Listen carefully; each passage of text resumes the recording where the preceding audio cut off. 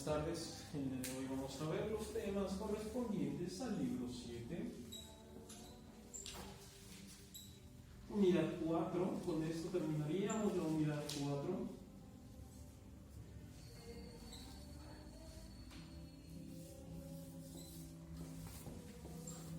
Temas 4 al 6.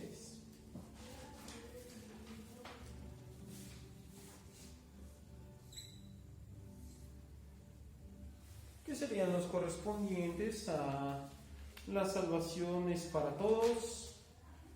Esta es la gran noticia.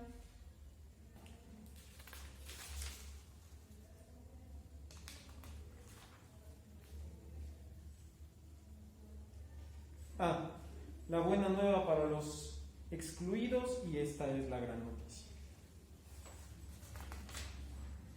Y como cita inspiradora del día de hoy vamos a tomar de Gálatas 3:28,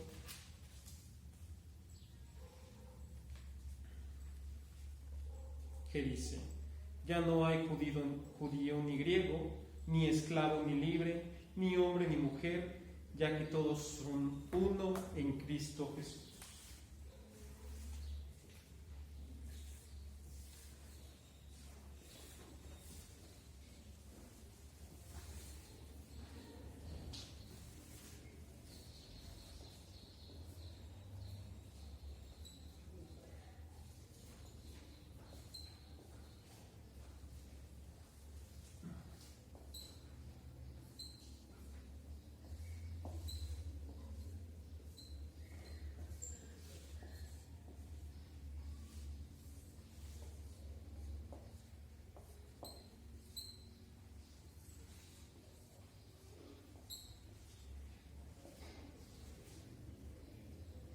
Que es Gálatas 3:28.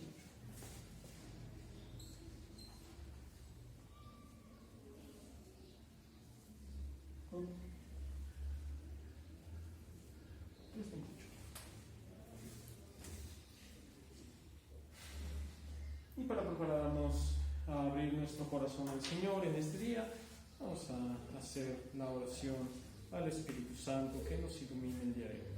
En nombre del Padre, del Hijo y del Espíritu Santo, te bendecimos y te alabamos, Señor, por esta tarde que nos regalas. Te pedimos por cada uno de nosotros y que estas enseñanzas puedan llegar al centro de nuestros corazones, que todo lo que digamos aquí pueda ser únicamente para bien de los que están a nuestro cargo, que todos los niños puedan también ser elementos de salvación para cada una de sus familias y que sus familias se esmeren en el trabajo apostólico de educar conforme a ti y conforme a tu palabra a estos hijos tuyos. Te pedimos por cada uno de nosotros para que tú seas quien es el que introduzca las palabras en nuestras personas y las devuelva a todos los que están a nuestro cargo el día de hoy, en nuestras familias, en nuestras escuelas, trabajos y en nuestros vecindarios. Por Jesucristo nuestro Señor. Amén. En nombre del Padre, del Hijo y del Espíritu Santo.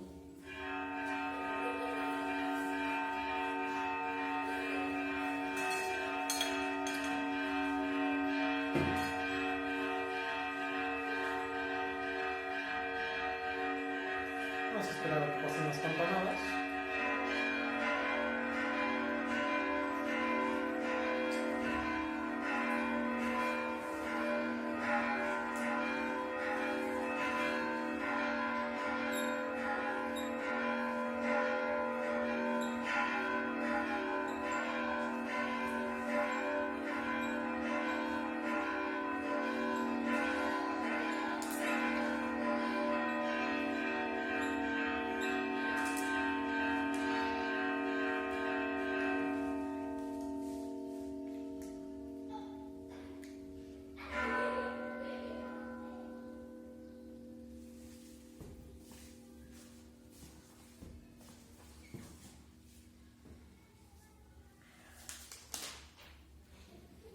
Creo en un solo Dios, Padre Todopoderoso, Creador del cielo y de la tierra. de todo lo visible y lo invisible. Creo en un solo Señor Jesucristo, Hijo único de Dios, nacido del Padre antes de todos los siglos, Dios de Dios, luz de luz, Dios verdadero de Dios verdadero, engendrado, no creado, de la misma naturaleza del Padre, por quien todo fue hecho, que por nosotros los hombres y por nuestra salvación bajó del cielo, y por obra del Espíritu Santo se encarnó de María la Virgen y se hizo hombre, y por nuestra causa fue crucificado en tiempos de Poncio Pilato, padeció y fue sepultado, y resucitó al tercer día según las Escrituras, y subió al cielo, y está sentado a la derecha del Padre, y de nuevo vendrá con gloria para juzgar a vivos y muertos, y su reino no tendrá fin. Creo en el Espíritu Santo, Señor y dador de vida, que procede del Padre y del Hijo, que con el Padre y el Hijo recibe una misma oración y gloria, y que habló por los profetas. Creo en la Iglesia, que es una, santa, católica y apostólica. Confieso que hay un solo bautismo para el perdón de los pecados.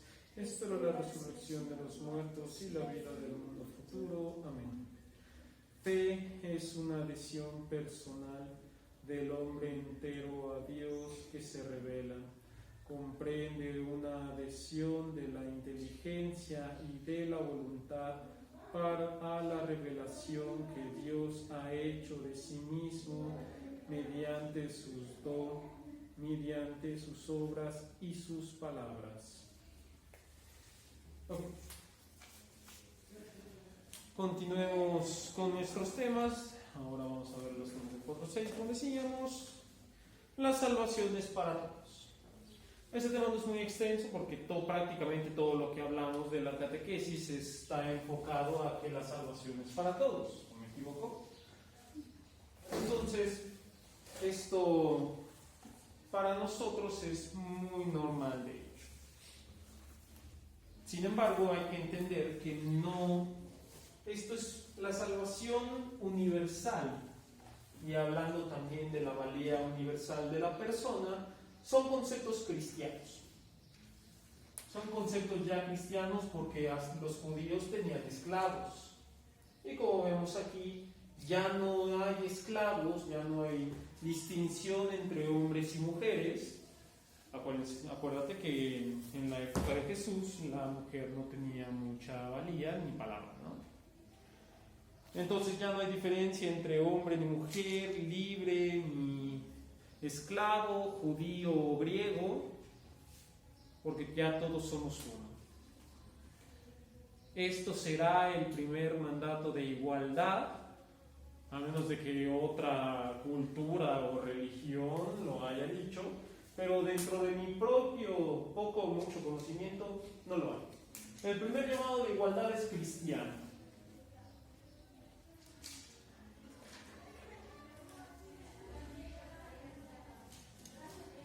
Igualdad es cristiana.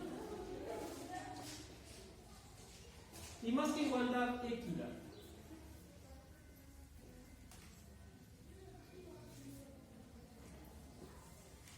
En los tiempos donde la equidad de género es un tema principal, bueno, me parece pertinente que entendamos que la equidad viene de nuestra tradición cristiana, de Cristo en específico, y lo vemos aquí, ni nos jactamos de decirlo, que está en Gálatas 3:28.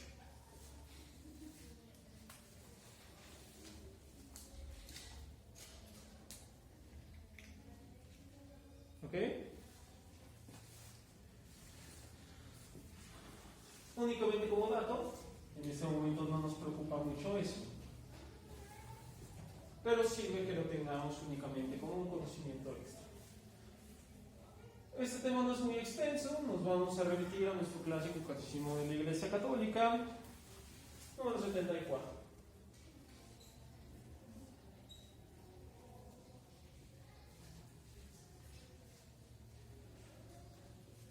Que nos dice algo que ya sabemos: Dios quiere que todos se salven.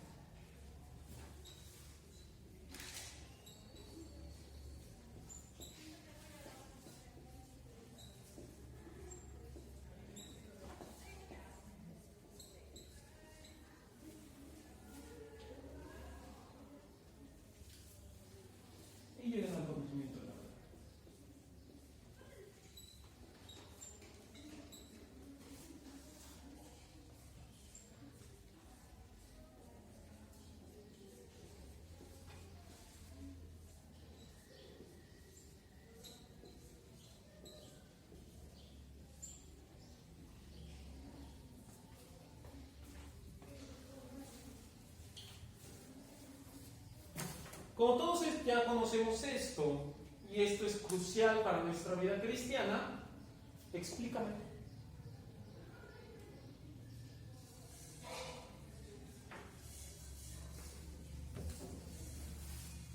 No es algo extraño, es algo con lo que todo cristiano vive, ¿no?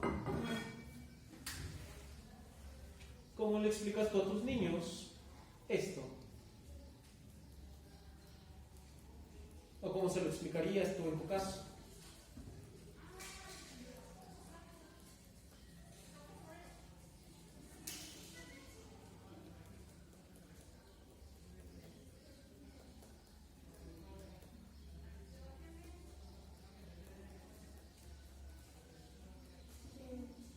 Dios nos ama a todos por igual. Y entonces,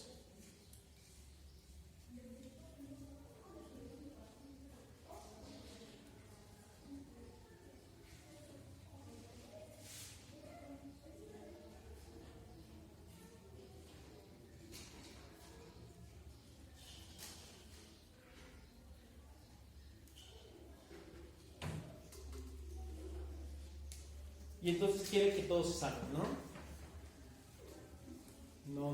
No es muy complicado. Quiere que lleguemos al conocimiento de la verdad. ¿Y qué es la verdad?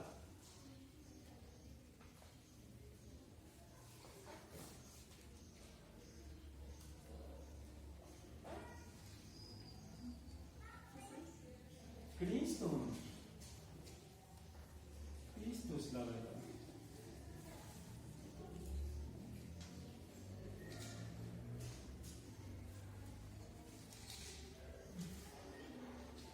Lo que debemos entender aquí es que esto es nuestra primera prioridad.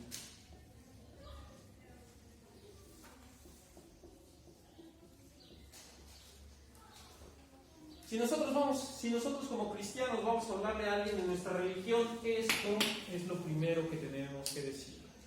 Esto es donde se basa toda nuestra enseñanza y el hecho de que nosotros queramos compartir la palabra que estamos viendo y estamos viviendo. Es nuestra primera prioridad como evangelizadores, misioneros, por el bautismo, etc. Entonces no lo debemos de dar por sentado. Es algo que se funde en nuestra esencia como católicos porque anunciamos la salvación de todos. Creo que estas son las últimas campanadas. Y de eso derrama también nuestra tradición apostólica.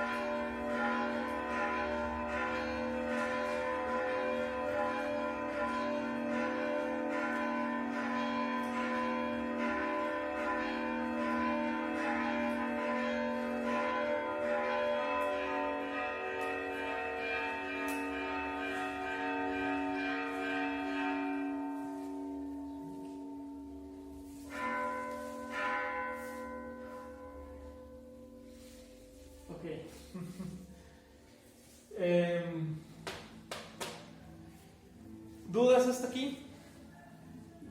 ¿No? Entonces dime por qué somos tradición apostólica.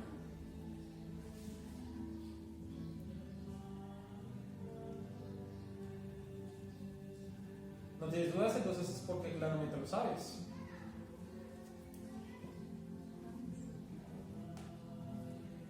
Primero porque venimos de los apóstoles, ¿no? ¿Qué hacían los apóstoles? Después de la ascensión, que es lo que vamos a ver, después de Pentecostés. Anunciar.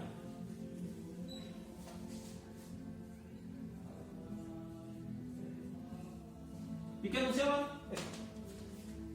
Fácil. Entonces, ahora sí, ¿tienes dudas al respecto?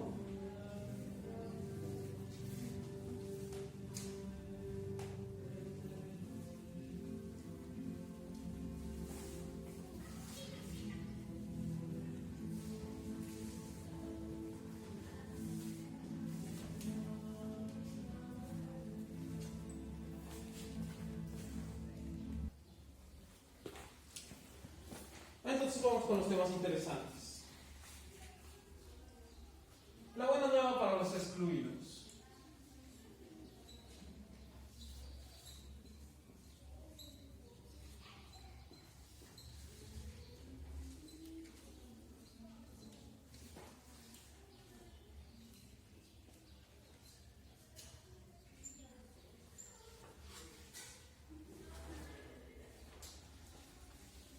Y aquí empezamos con una de las características y una fracción de lo que llamamos la doctrina social de la Iglesia, que no vamos a abarcar en una sola clase y que vamos a tocar un poquito por encima. ¿Por qué es enseñar esto? Y este nada más es el compendio. De doctrina social la Iglesia tiene mucho que hablar y siempre lo ha tenido. Entonces hoy solamente vamos a ver algunos de las bases y motores de nuestra doctrina social, los excluidos. Por ejemplo, el Christi Fidelis Laici, que fue promulgado por el Papa Juan Pablo II en el 80 y algo, no sé, no recuerdo. Es el Christi Fidelis.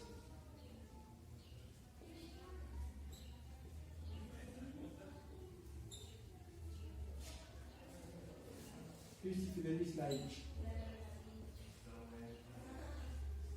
El número 53.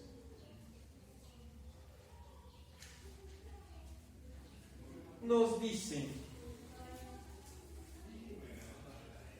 esto es solamente una versión resumida, tú siempre puedes buscar la versión para confrontar.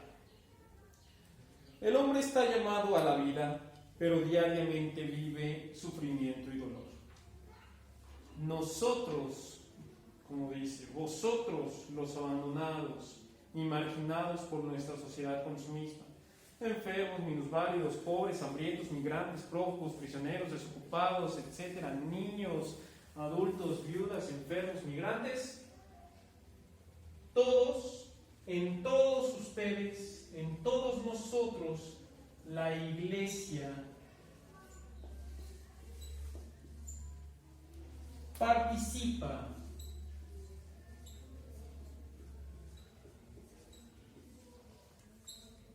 de su sufrimiento.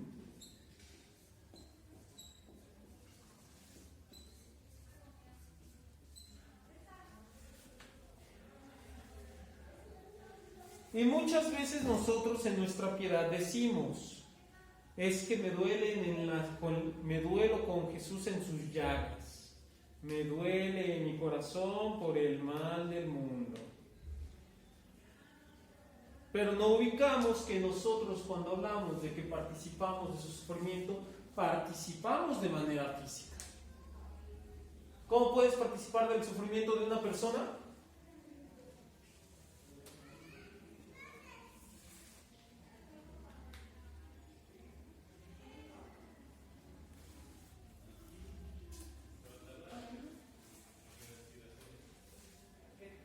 Yo, si fuera una persona no religiosa o incluso anticristiana, mi respuesta sería, ¿por qué no dejas de orar y usas las manos para trabajar? ¿Cuál es tu respuesta?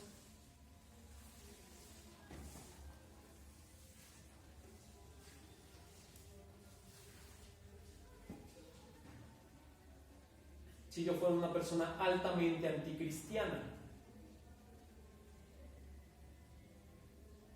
¿qué le dices?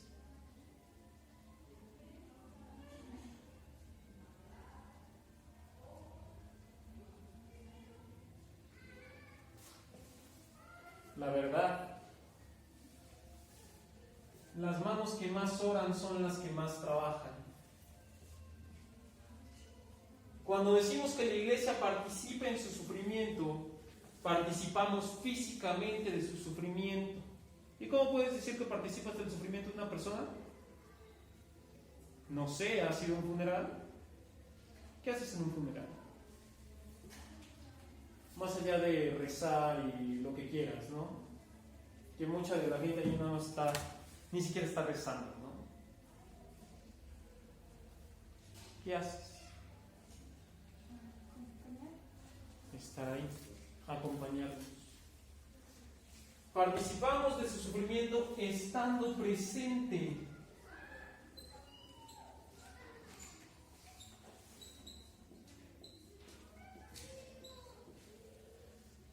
Estando presentes. ¿Dónde está el sufrimiento?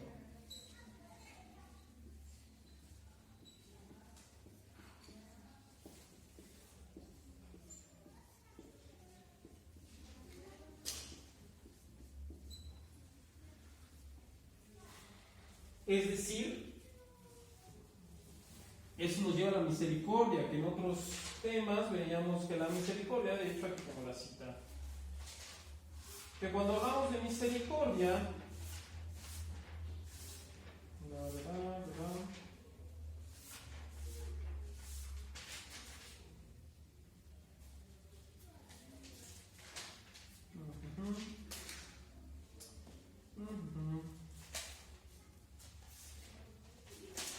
cuando hablamos de misericordia, la misericordia nos mueve para tomar acciones por la sociedad.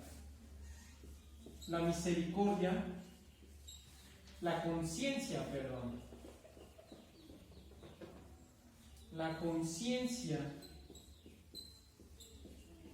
que tenemos nosotros implantados, aquí está.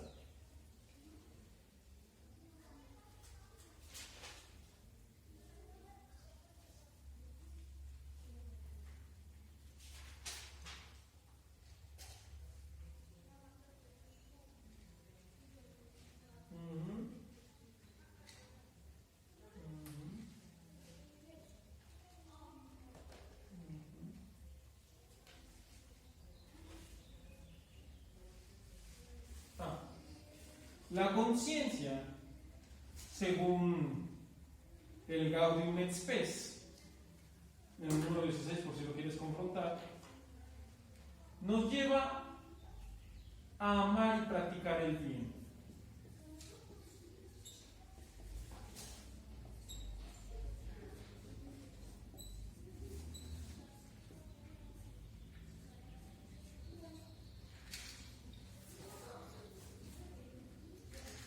Entonces, si como iglesia estoy llamado a presentarme donde está el sufrimiento, porque la iglesia participa de su sufrimiento, no solo el clero, no estoy hablando solamente del clero, de la iglesia, de tú, de yo, de todos nosotros, como personas que creen en la iglesia católica y en Jesucristo por ende. Estamos llamados a estar donde está el sufrimiento. Y tenemos conciencia. Y esta nos lleva a amar y a practicar el bien. Entonces, ¿esto qué nos lleva? A lo obvio, la conciencia, según el Gaudium et Spes, documento promulgado por el Papa Francisco, en el número 16 incluso, busca el cumplimiento de los problemas sociales.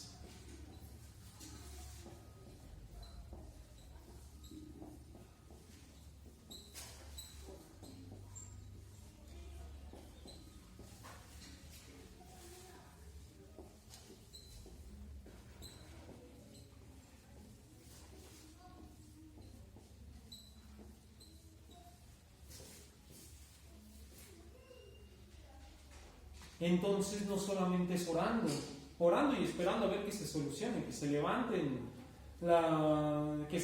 techo que se cayó de allá donde solito. No, yo tengo la posibilidad de ir a ayudar, yo tengo la posibilidad de ayudar incluso en lo más pequeño, tengo que hacerlo y tengo la responsabilidad de hacerlo y la obligación como católico de hacerlo. ¿Dónde dice? Aquí.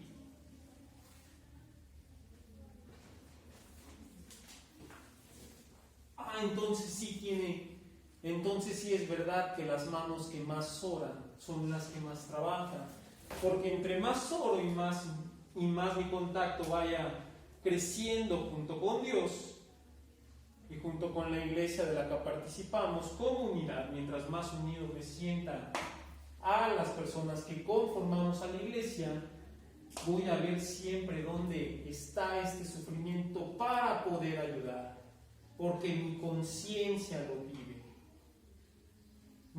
Incluso me atrevería a decir que mi religión lo exige.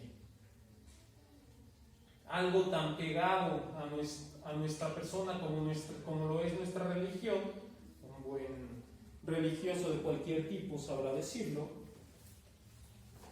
sabrá que entonces ya no es una obligación nada más porque sí. Esto me lleva también a experimentar mi propia espiritualidad, mi propio contacto con mi deidad. En este caso, mi propio contacto con Jesucristo. Vamos a dejar que toquen las campanas. Participar en el sufrimiento nos hace partícipes con el Señor.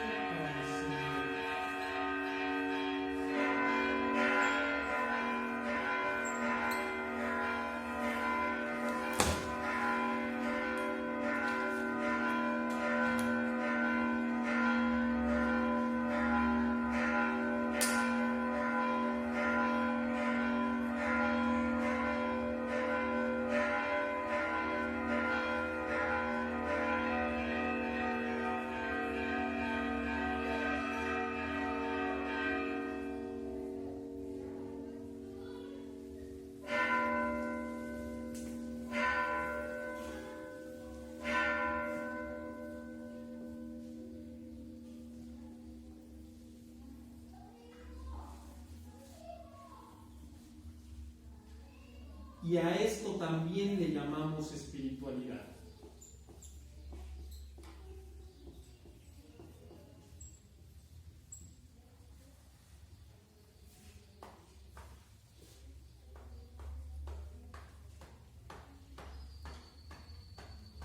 Entonces ya vimos la conexión. Mi conexión con Dios hace que yo me vea movido a participar del sufrimiento de quien lo necesita, que al mismo tiempo mi conciencia me busca también el cumplimiento de estos problemas sociales según el Gaudium et Spes, que al mismo tiempo me lleva a acercarme al Señor. Y como decíamos que yo me acerco, ¿cuál es uno de los principales y más sencillos métodos para acercarme a Dios?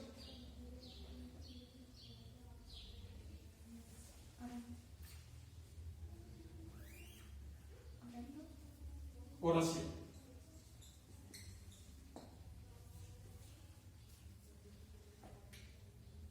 Señor seminarista, pero mi tía es bien católica y no ayuda ni a su propia madre.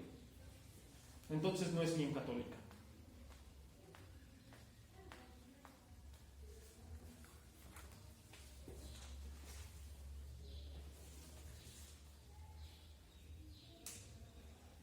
Y continúa el Evangelii Gaudium.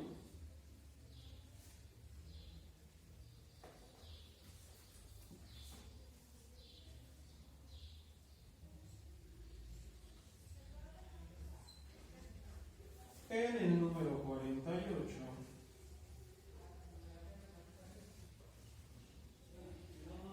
Nos dice: el dinamismo misionero debe de llegar a todos.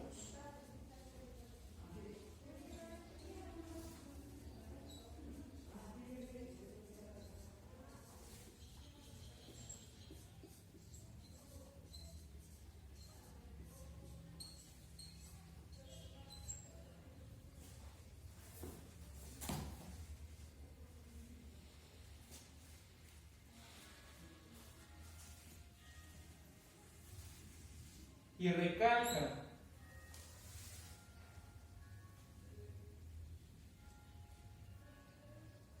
no privilegiar tanto, no dar tanto privilegio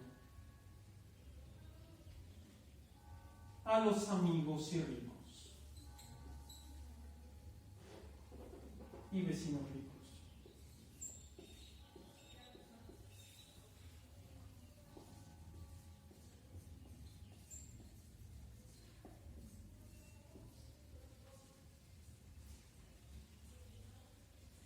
Sino a los pobres y enfermos.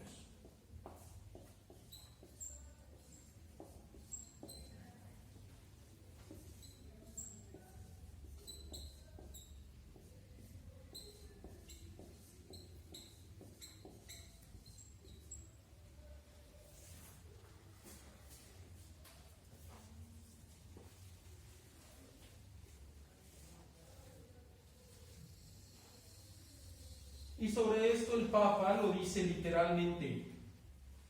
Sobre esto no hay dudas.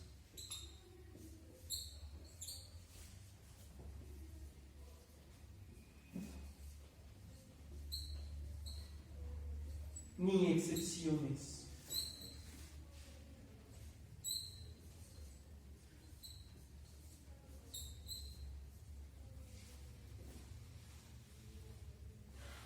El cristiano que no es capaz ni de visitar a su abuelita enferma, no solo no tiene madre, no es cristiano, no es tampoco tan cristiano.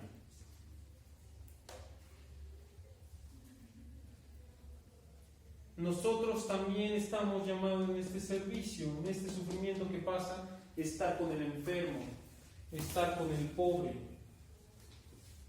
con el que ya no se puede levantar. Ahí debemos estar, junto con ellos.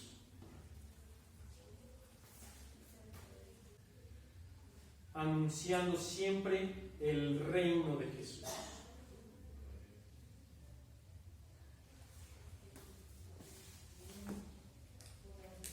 Y dice,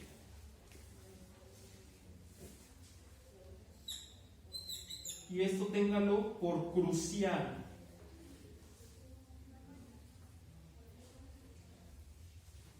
pues no hay que engañarnos.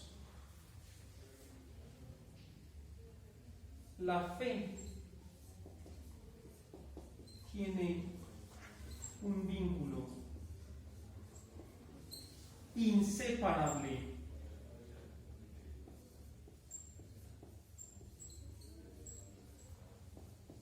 con los pobres.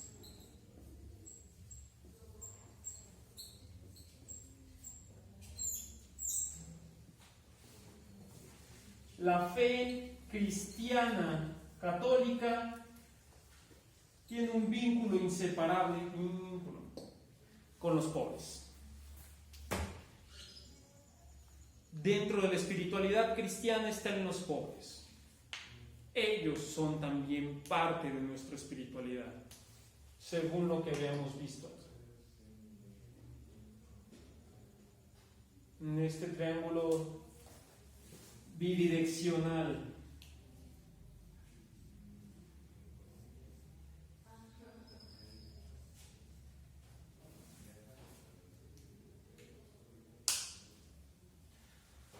Por eso la Iglesia siempre ha tenido una preferencia por los pobres. Nuestra fe tiene una preferencia por los pobres, porque incluso Jesús tuvo predilección para los pobres. Sí, en efecto, es para todos.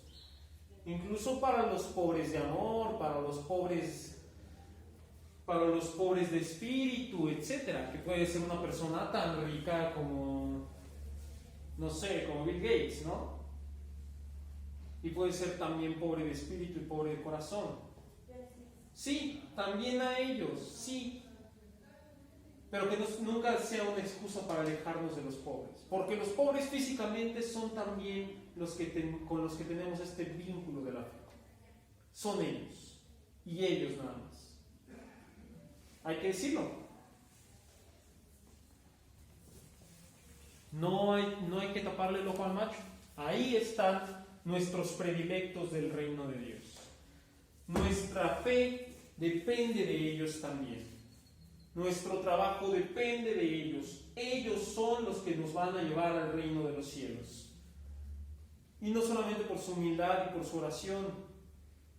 Gracias a que nosotros podemos ayudarles en esta obra de caridad, será donde encontremos el reino de los cielos. Todos nosotros.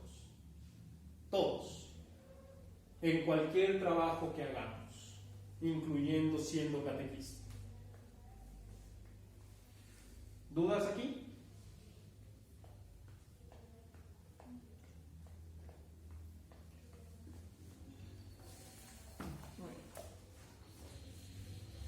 Avancemos.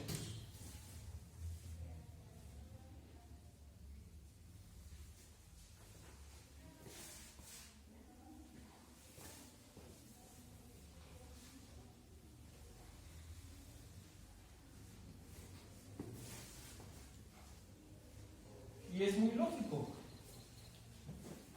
Jesús siempre le dio prioridad a los pobres y nosotros como seguidores del santo, como cristianos que nos decimos ser, los pobres tendrán predilección en nuestro servicio y deben tener predilección en nuestro servicio siempre.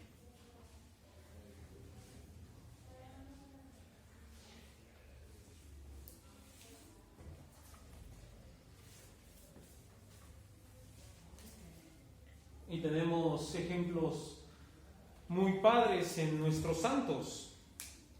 San Ignacio de Loyola, por ejemplo, que sirviendo a los enfermos para quitarse el asco, metía los dedos en las llagas de supurosas con pus de los sifílicos, de los que tenían sífilis, y se los metía a la boca. ¿Para qué? Para quitarse el asco. Porque el olor a podredumbre era, según nos describen, impresionante. Y así es como él podía lograr una conexión entre aquel pobre que tenía que cuidar sus llagas.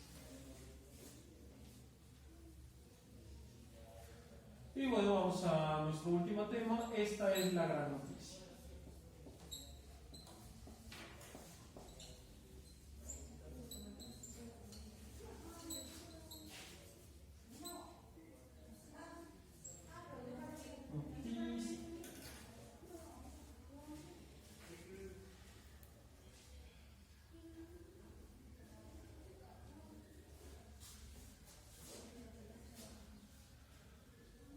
El reconciliato de penitencia, en el número 5, nos dice: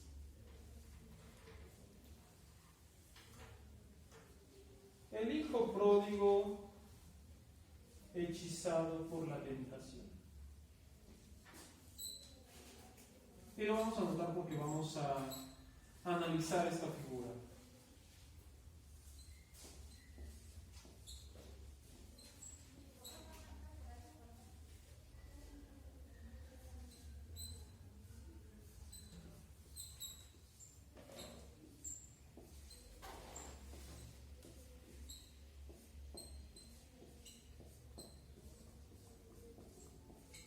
¿Conoces la parábola del hijo pródigo?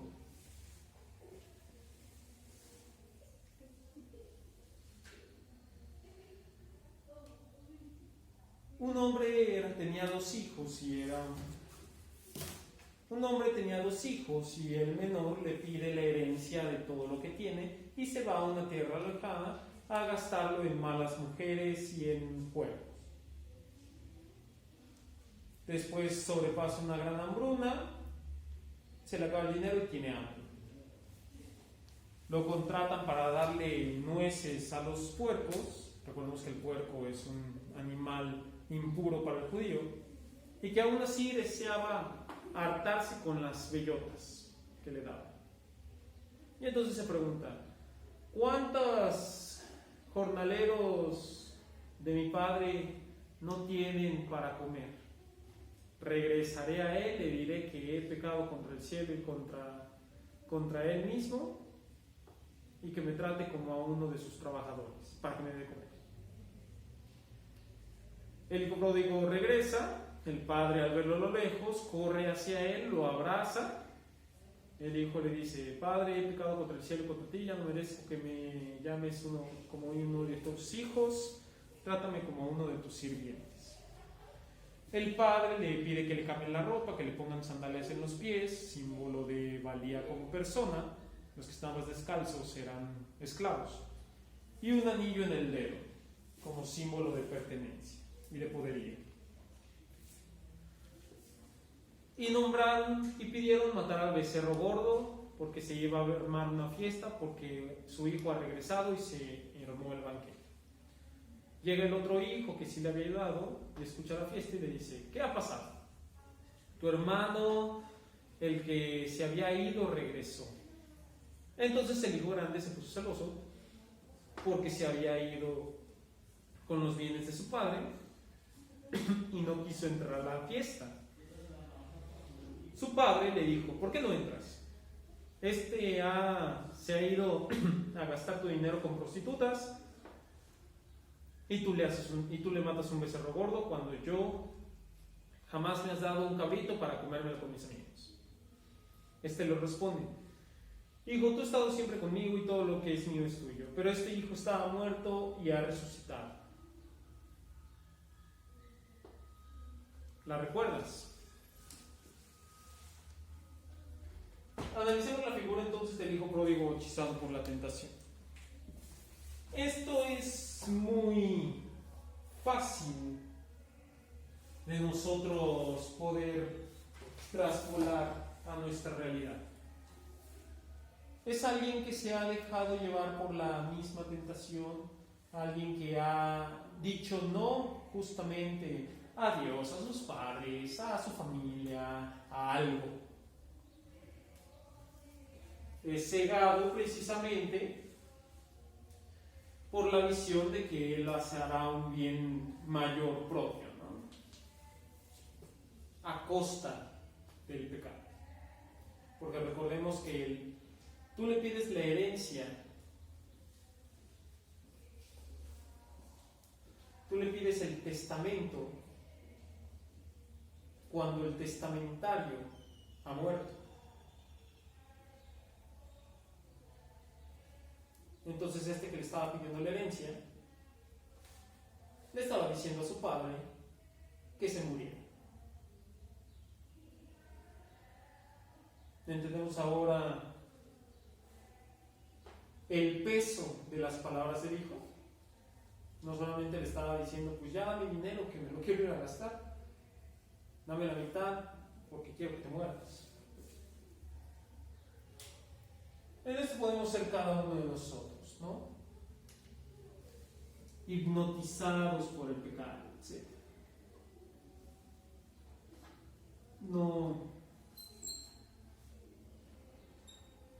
No es muy complicado de analizar. Pero entonces vamos con el número 6, que es más interesante, al menos a mi punto de vista, a nosotros que somos fieles cristianos. Es el hermano mayor.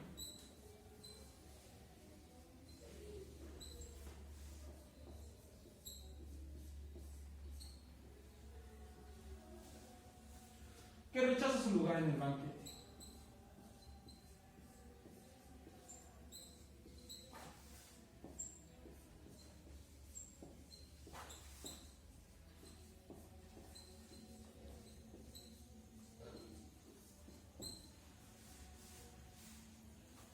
Pero él no hizo nada.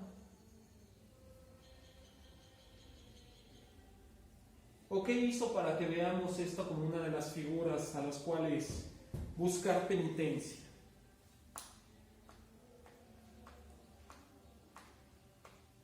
¿Por qué?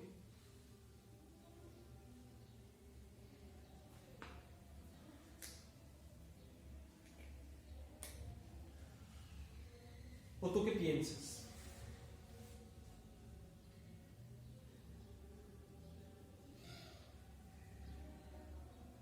¿Por qué lo anunciamos a él? Él es el hijo fiel que nunca abandonó la diestra de su padre.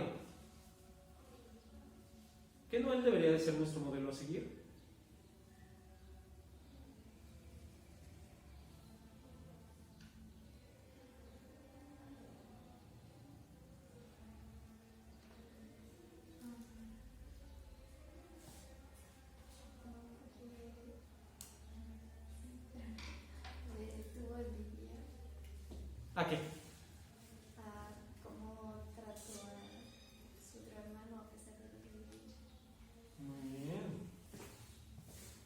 Y esto impacta mucho más a nosotros día a día, porque muchas veces no nos sentimos identificados con Él, lo cual es terrible porque más de una vez lo somos. Muchas veces más somos que no quiere, no acepta la reconciliación del otro.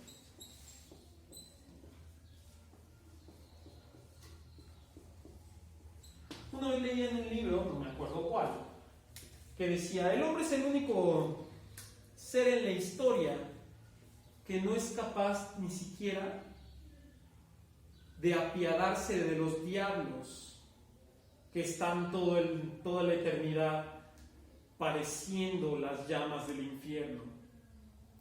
El hombre es el único que puede ser y llegar a tanta crueldad que no puede aceptar el perdón ni siquiera de aquellos que están en el infierno, a pesar de que ya han sufrido por toda la eternidad. ¿No? Nosotros no queremos que aquel que me hizo mal alguna vez se reconcilie, que vuelva a ser perdonado y que vuelva a ser tratado como hijo. ¿Por qué? Él fue malo, irresponsable, pedante, malvado, cizañoso, envidioso, egoísta, altanero, yo qué sé. Y jamás le damos la oportunidad de redimirse. O una acción que realizó una persona hace quién sabe cuánto, es la acción que lo va a definir toda su vida. No damos pie al cambio para bien, ni aunque lo estemos viendo enfrente. Es que tú nunca vas a cambiar. Ya pasaron 10 años de aquella vez que me diste una cachetada, pero es que me diste una cachetada, tú eres malvado, tú eres altanero, tú eres...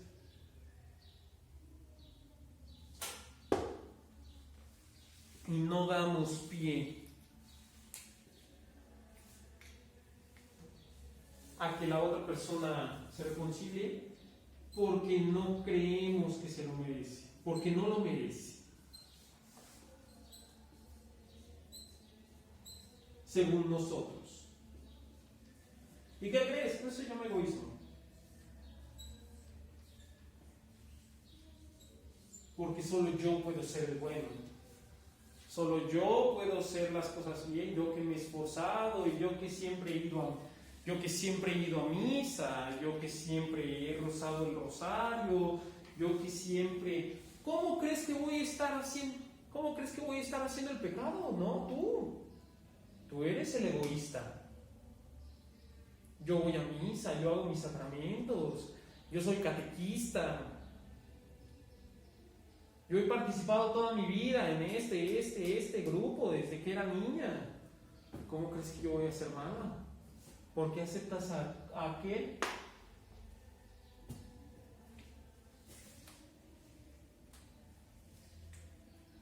En la iglesia eso no se puede. Por lo menos quiso volver.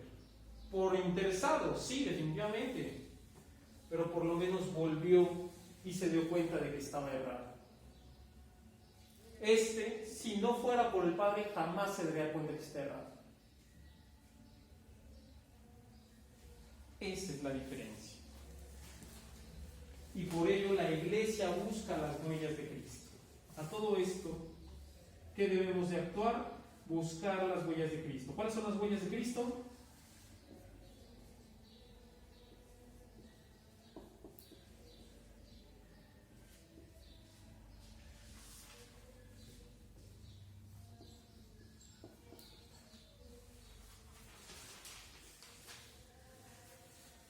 La caridad, la bondad, la dignidad, la misericordia, etc. Continuemos con un documento bien interesante que muy pocas veces hablamos de él.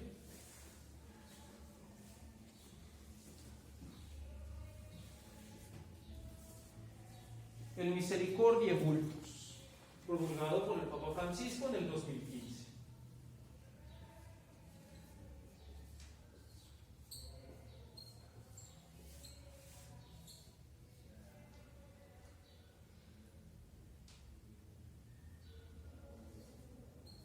Misericordiae Vultus.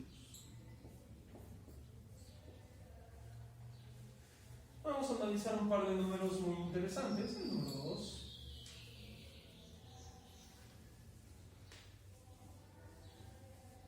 Que nos dice, ante todo, siempre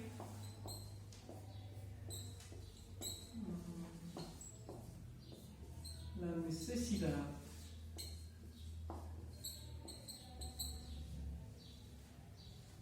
de contemplar el misterio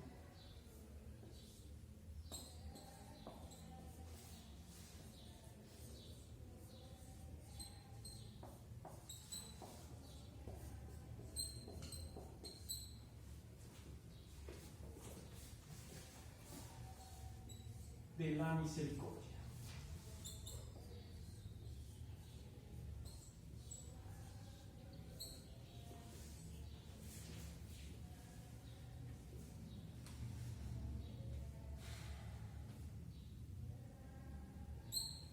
¿Por qué?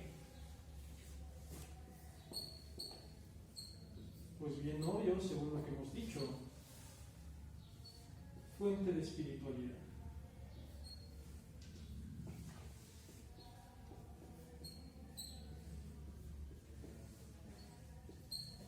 Espiritualidad. Y por tanto fuente de alegría.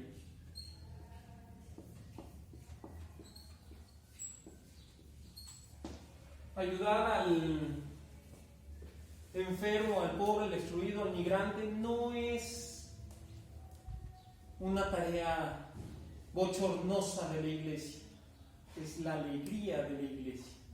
Ellos son nuestra alegría y no son menos que eso.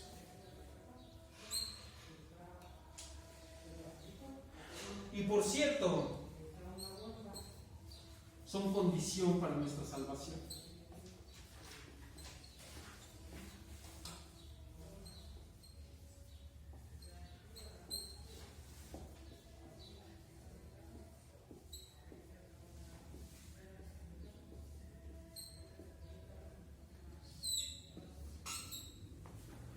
Antes de eso, si no lo sabíamos, no importa, porque éramos ignorantes.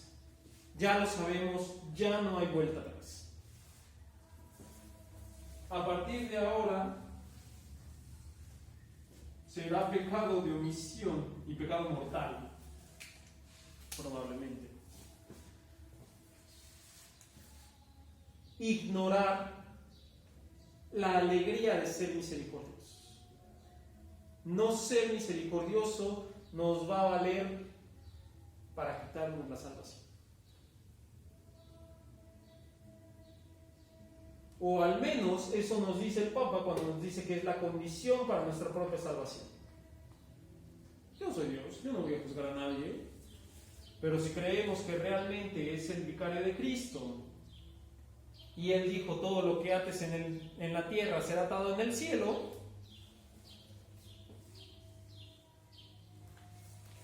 creo que para mí tiene la importancia suficiente para entender que sin las obras de misericordia en las cuales se basa mi fe, no puedo tener salvación.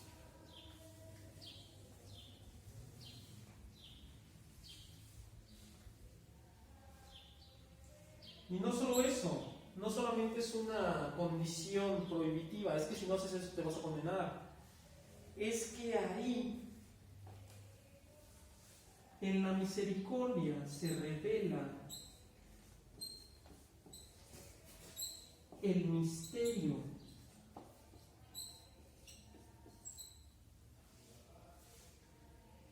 de la Santísima Trinidad.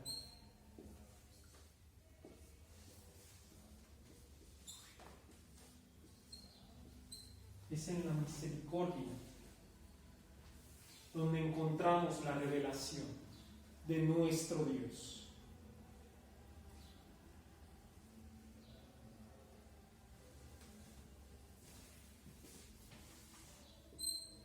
es un acto único.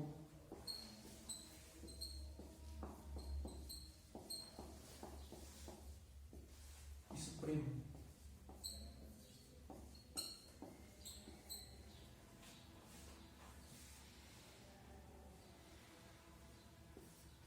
Con el cual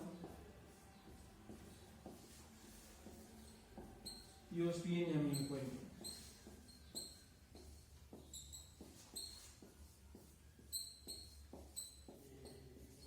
Es en la cara de la misericordia donde veo la cara de Dios. Como el Salmo nos decía, ¿cuándo veré el rostro del Señor? Aquí.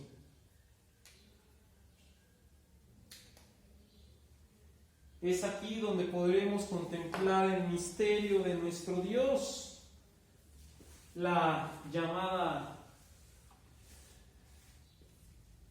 misteriosa hay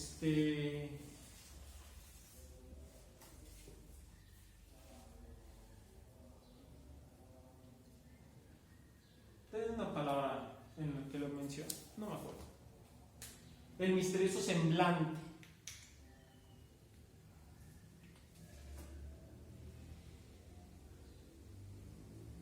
Es ahí donde se revela.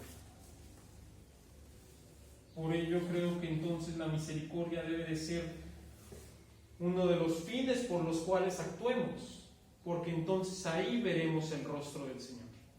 En el rostro de la persona a la cual estaremos ofreciendo esta misericordia, ahí encontraremos el rostro de Dios.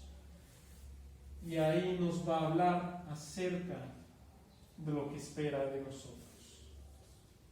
Es nuestra ley fundamental.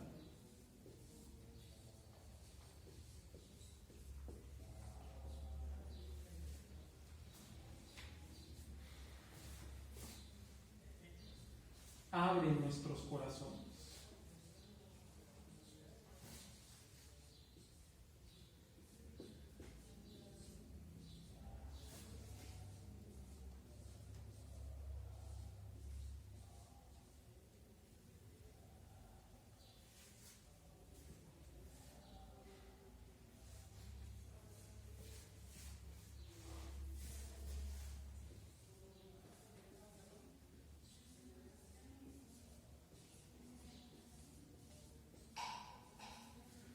A la esperanza de ser amados para siempre.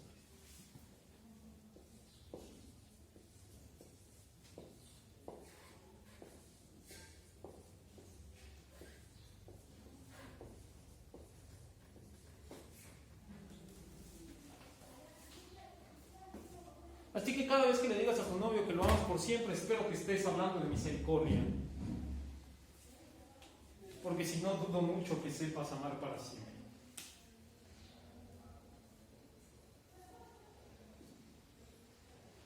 Es realmente haciéndonos uno y siendo parte de esta ola de caridad en la cual se infunde en mí, como ya vimos que yo soy también herramienta de la misma misericordia y que no nada más va a haber misericordia porque yo ore sin trabajar por la misericordia.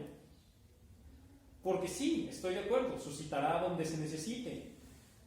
Pero si yo no soy herramienta de suscepción, es lo mismo que no creer que no hay.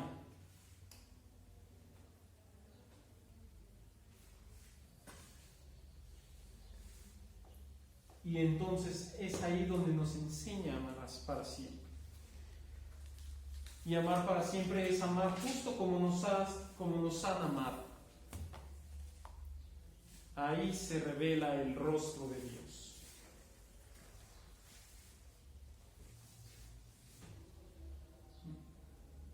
Bueno.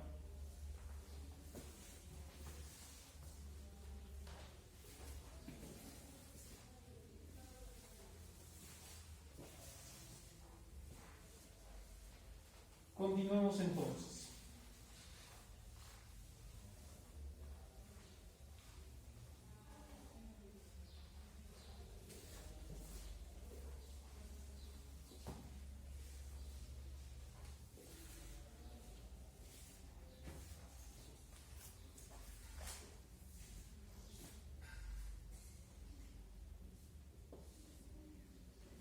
Misericordia Virtus número 9.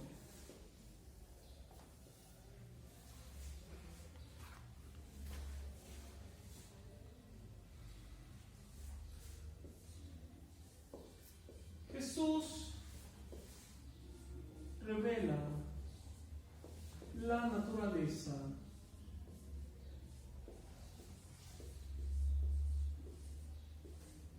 de la misericordia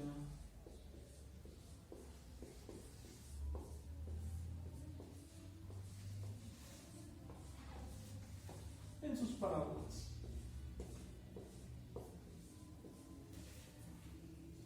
Misericordia, parábolas, naturaleza, empeño,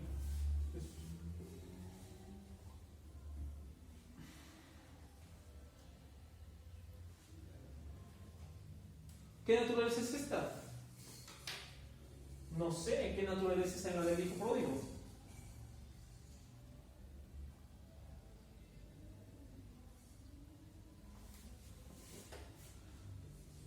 La naturaleza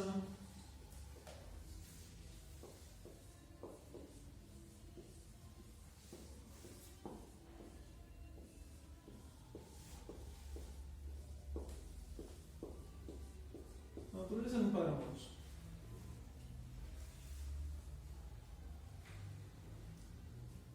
Y veamos otras parábolas también: la oveja perdida, que las 99, la moneda extraviada, el hijo pródigo, que son las 3 parábolas de la misericordia presentes en Lucas. Vemos cómo este es el núcleo. Todas estas parábolas de misericordia en Lucas son el núcleo del Evangelio.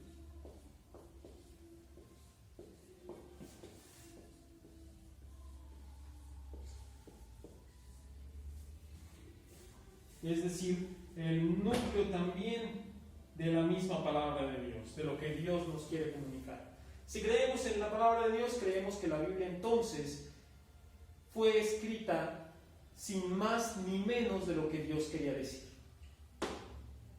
Al afirmar núcleo, al afirmar que es el núcleo del Evangelio,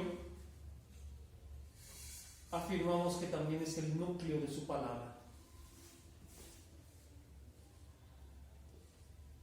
de la palabra de Dios.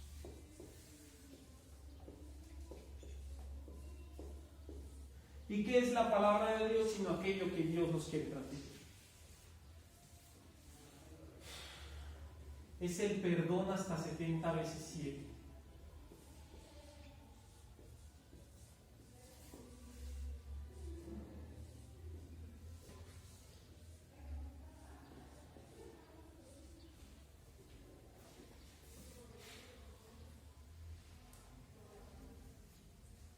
Es el: ¿no deberías haber tenido tú también misericordia con tu compañero? Es el perdonar por ser perdonado.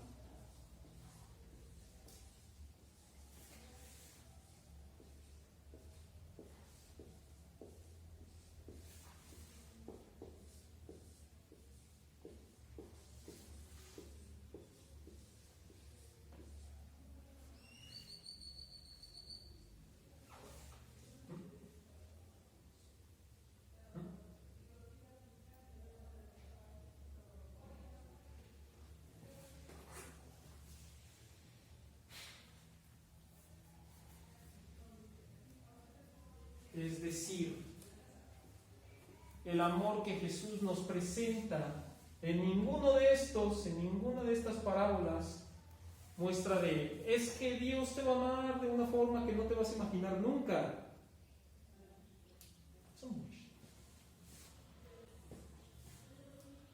Dios muestra su amor visible y tangible.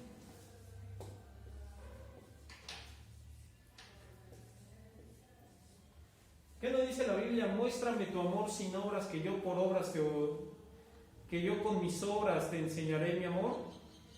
Aplica lo mismo para la fe. Muéstrame tu fe sin obras, que yo por obras te mostraré mi fe. Porque mi fe también es amor. Entonces lo muestra visible y tangible. Lo muestra.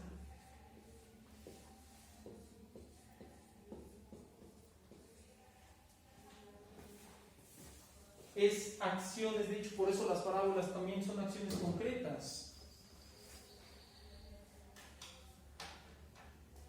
El amor que Dios muestra son acciones.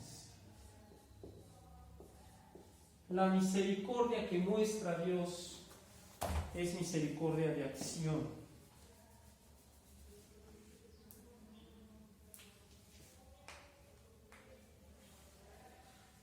Jamás muestra en sus parábolas, y sobre todo en las parábolas de misericordia que llamamos, nunca muestra situaciones metafísicas o situaciones más bien situaciones abstractas. Muestra siempre situaciones fijas, concretas, que se pueden realizar. Precisamente por eso, porque la misericordia se demuestra también. No es nada más pedir que Dios tenga misericordia contigo, porque eso es prepotencia. Es yo tendré misericordia porque también tú eres perdonado. Y puesto que yo soy perdonado, tú también mereces perdón. Esa es la misericordia de la que habla Jesús. La misericordia misma es responsable de nosotros.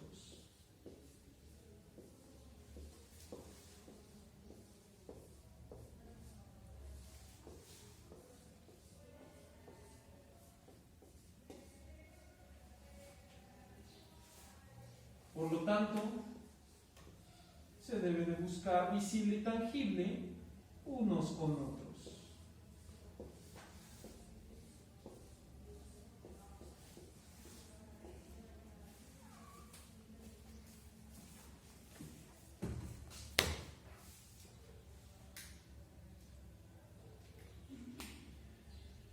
Y con eso terminamos nuestro tema 6 y para tal caso nuestra unidad 4. ¿Dudas, preguntas del tema? ¿De los temas? Pues bueno, con esto terminaremos nuestra clase de hoy. También aquí en la grabación. Esperamos verlo en la siguiente ocasión.